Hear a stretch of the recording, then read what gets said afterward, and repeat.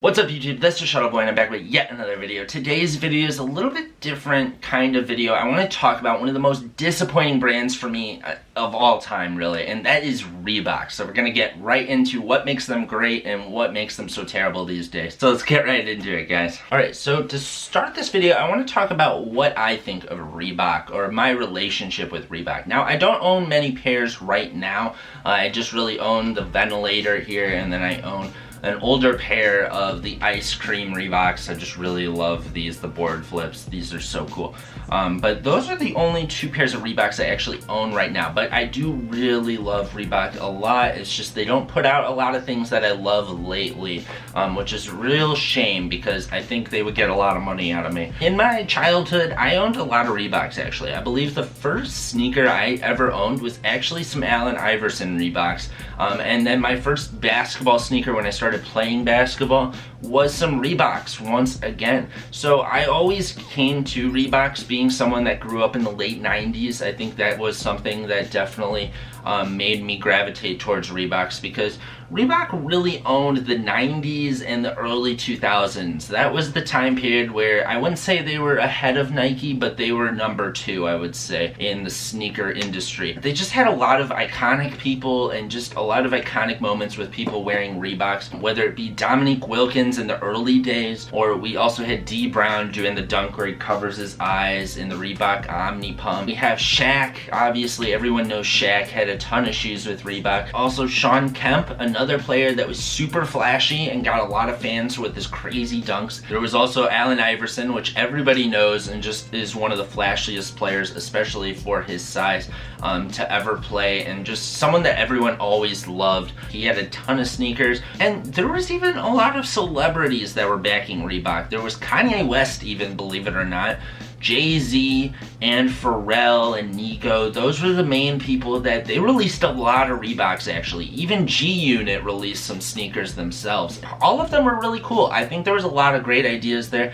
I think the Jay-Z model is something that's highly slept on today. I think that's a shoe that's really cool. You may or may not know, but the ice cream sneakers are actually very sought after these days. They don't go for crazy prices, but there's some super fans out there, me included. I just really love all the ice creams.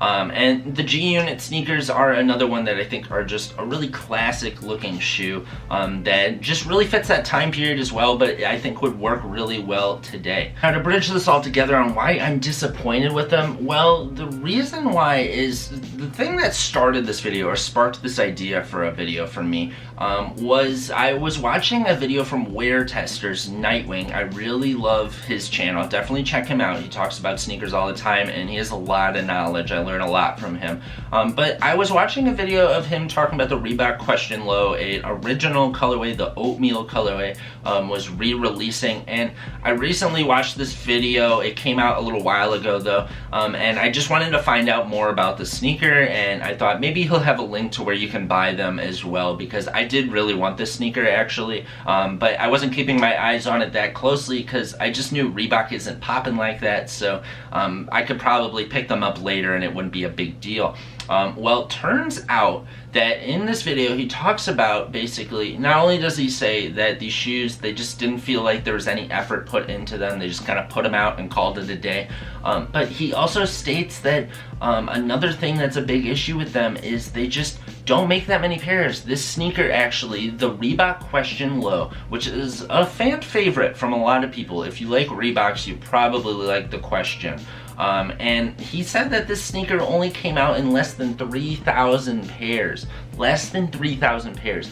And that just shows to me how little they care, or just what they're doing over there is just not right. It's just totally wrong. I think part of it is because they are, if you did not know, they are owned by Adidas, so I think they kind of are the people that oversee Reebok and say how much money they're allowed, or how many new silhouettes, or how many classic silhouettes they're allowed to bring back.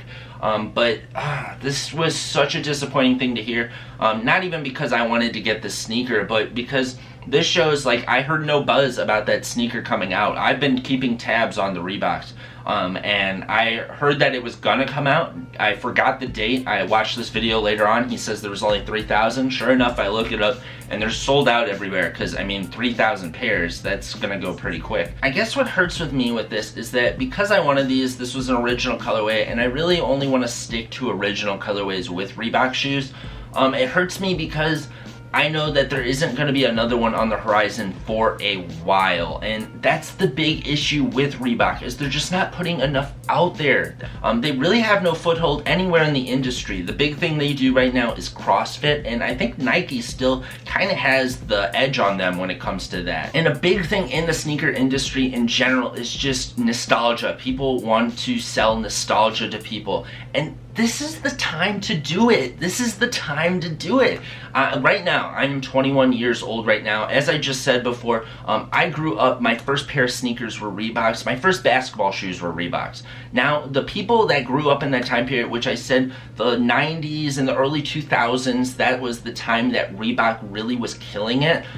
Those people, all those people right now, they're finally at the age, the younger age, the young adult age like me, 20s and 30s, where they can now afford those sneakers and have that nostalgia of that time period. The adults of now, the leaders of fashion and the culture right now, they are at the age now where they can buy older stuff, and they want to buy older stuff that was nostalgic to them. And what do? They don't release any of that stuff. Like, where's the Answer 1, the Reebok Answer 1? They release that once in a while, but not often. The Answer 3 never comes out. The Answer 4, why is the Answer 4 the step over shoe on Tyrone Lue? Why is that not always available? The Reebok Question in general should be a GR available all the time. At least the original colorways, they should be available all the time. Like, no reason to have them restocked or anything. They just need to be available all the time, just like any other shoe you guys have. I saw they brought back the Shacknosis semi-recently. Why is that not available anymore? That needs to be available all the time as well. The Shacknosis is a Reebok classic, like one that everybody remembers. Kamikaze 2 is supposed to come out soon, and that should be one that stays available forever. Everyone loves the Kamikaze 2. What about the Reebok Twilight Zone? That's Dominique Wilkins' shoes. That was one of the first pump sneakers. That's a shoe that, I mean, if you just look at it, it looks like a shoe that should be a GR that's always available, and it'll sell a lot. That's a shoe that definitely would get a lot of people going. Or what about the Big Hurt sneakers? Oh my god, I remember these. Like, I'm a huge White Sox fan, so best believe I would cop these in a heartbeat if they were just available. I just don't understand why these sneakers are available. Like the Shaq Attack, another great one. The original Kamikaze is a good one too. I prefer the second one. But then the Omni Pump Light, that's the D Brown sneaker. How is that not available? And then there's just so many different Allen Iverson shoes that need to be available. I see that they're trying to push the Answer 5, which is great because we haven't seen that in a long time, and I appreciate that they did a model that people do like, and that they're willing to bring out original colorways and some new ones. They need to be doing that with all the shoes. I don't understand why it's only happening once in a while and very inconsistently. The brand just seems like they're really out of touch with what's going on with people. It seems like for every great idea they have 5 bad ideas. Because, like, for instance, they actually brought back ice cream, BBC ice cream, for a sneaker pack with Reebok. They actually did that. That sounded like an amazing idea, but look what they released. Look at what they released, guys. This isn't what we want. We do not want some random off-brand ice cream. We want the real deal. We want this. We don't want some random Zig Kinetica or some random Reebok Classic. We want the actual board flips to come out.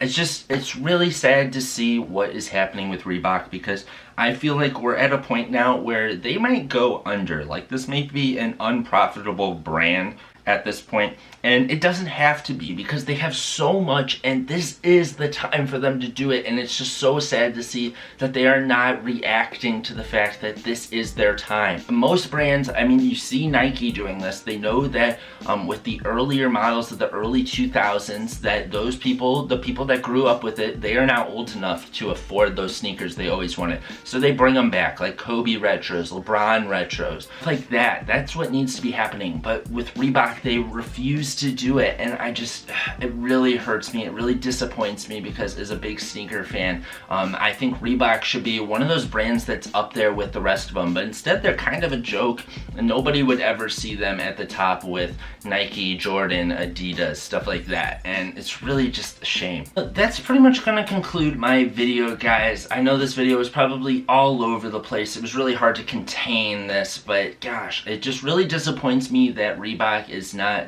releasing their legacy stuff, because like I said, this is the time for them to do it, and it seems like for one smart decision they have 5 to 10 bad decisions. So let me know down below if you have any nostalgia for Reebok sneakers, or what sneakers you're nostalgic for that you would really like to see come back. Converse is another brand that I think is really just not doing what they should be doing right now. There's a lot of sneakers that people would be nostalgic for now that were basketball related.